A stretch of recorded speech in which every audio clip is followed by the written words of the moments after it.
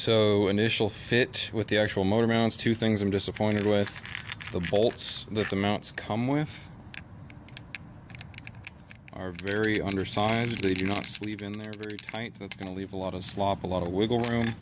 I'll probably end up getting bigger bolts to put in here that are going to fit a little bit more snugly. Number two, get this guy, yeah, whatever.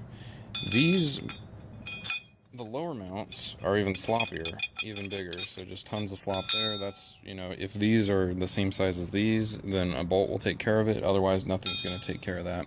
The bigger deal is these do not mate up at all, not even close. We're like 1/8 of an inch off on that one. This one's only about a 1/16 or so. Over here, that's almost 1/8. That's over 1/8. So these are gonna have to get spread because they don't look straight to begin with. So pretty much got what I was expecting, just a cheated kit. The main reason I bought this kit was for that pan. That pan is lower profile than my current pan that I made, much more lower profile. The one that I've got on there, you definitely can't see it from up here. But the one on there, I've cracked. I was driving down a country road, going a little too fast, hit a bump and cracked it, and I was stranded out in the boonies for like 3 hours waiting for my friends to bring me a trailer. The number two, the real biggest reason I bought this kit is that I called CX Racing and I talked to them, and they told me I would be able to get proper driveline angles with this kit.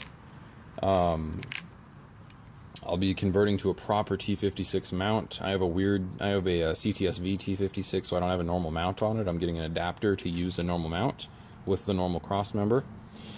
I'll be able to shim that pretty easily. That's the main thing. I just want proper driveline angles. I'm tired of my car vibrating. And hey, we get some headers out of the deal. Well, it's not so bad. Alright, so we're about halfway done installing the kit on the car. Well, the mounts at least. So here you can see one of the motor mounts on this side, the other one's up on that side. I just have the subframe kind of hanging right here. A couple of things. Number one, as I mentioned before, this bolt right here. I bought those because the ones that came with the kit were very small. They did not fit that bore very well. So what I ended up getting was some M12 metric bolts, and they fit perfectly. They were really expensive. I think it was like $8 or $10 to get 2 bolts with washers and lock nuts to make sure they don't back out.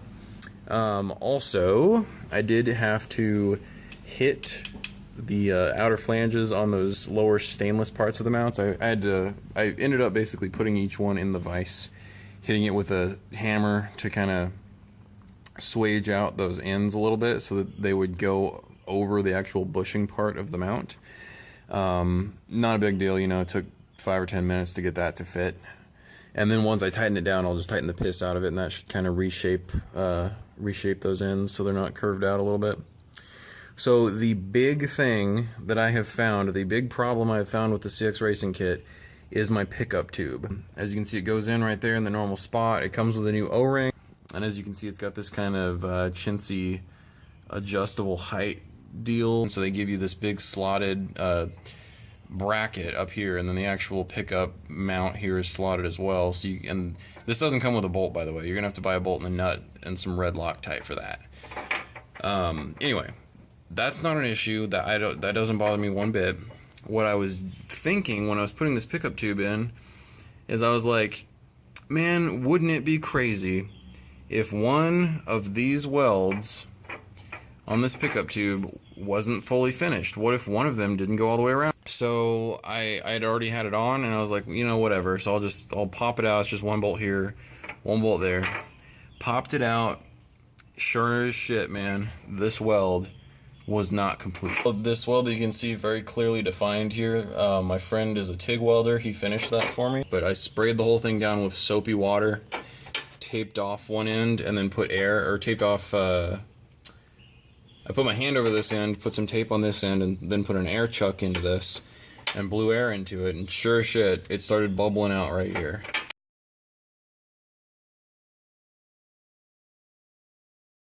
That would have led to a loss of oil pressure, and potentially a wasted motor. So that's a pretty big fucking deal. You need to, if you buy one of these kits, you need to look for that. I was, I just kind of checked for that on a fleeting thought. I should have been a major priority to check that. So anyway, that's my biggest gripe so far. Let's go to the oil pan. So we're back here with the pans. The stock pan, as you can see here, has a much thinner flange than the new one. It's about 1 centimeter thicker on the new one. So what that means for us is that we're not going to be able to use the factory fasteners. So what I've had to do is run down to the hardware store, and thank God they had enough of these things. It's very rare that you need a metric fastener, and the hardware store actually has enough of them. They had 12 of these. They had more than 12. So these are regular M8s, meaning they have a, 12 or 13 millimeter head. Not really sure. I haven't checked yet. And then I just got regular SAE washers. I think these are 40 millimeter length bolts. So they're about 1 centimeter longer than the outgoing bolt, which means we get as much thread engagement on these as we had on these. Pretty close. So back to fittings again. I forgot to check the pan fitting, the pan AN fittings, and of course they just came with O-rings on them, just like the ones on the oil filter receptacle.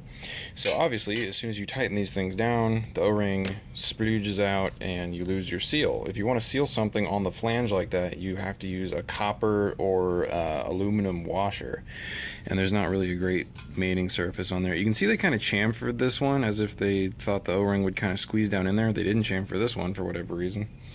So anyway, oh, and hey, check these out.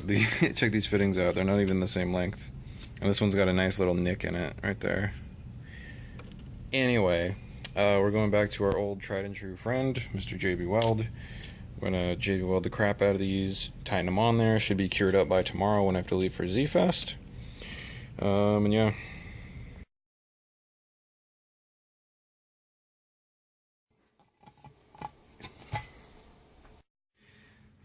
As for this little guy, they recommend you use this for the dipstick. You could also use it for like a turbo oil feed return, which would be pretty cool. I think the factory dipstick is going to work still. I don't know why they advertise this as a dipstick placement thing. Anyway, it's a flared fitting, which should, in an ideal world, seal up pretty well by itself, but I went ahead and just put some Teflon tape on there so I don't have to worry about it. That should at least help a little bit if that thing wants to gush. The drain plug itself did not come with any means to seal it, and there's no way I'm getting a copper ring for this anytime soon. But I'll just use Teflon tape or an O-ring or something.